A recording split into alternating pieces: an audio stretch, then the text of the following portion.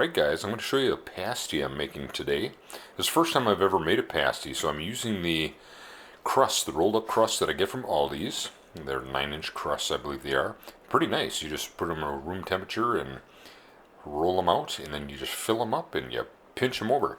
So this time I cheated today because, as you guys know, I make everything homemade, but I ended up buying a can of chicken chowder.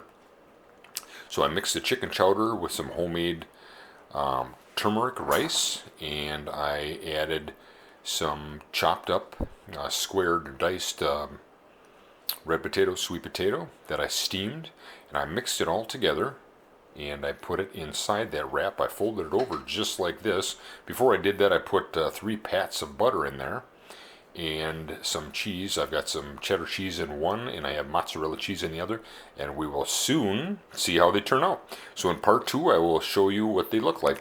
Just give you a little size. I got pretty good size hands, so they're good size. They should fill Asia, Macy, as well as myself and Addie and the little grandson. So there we are. There's some delicious pasties, and part 2 will show you how they look.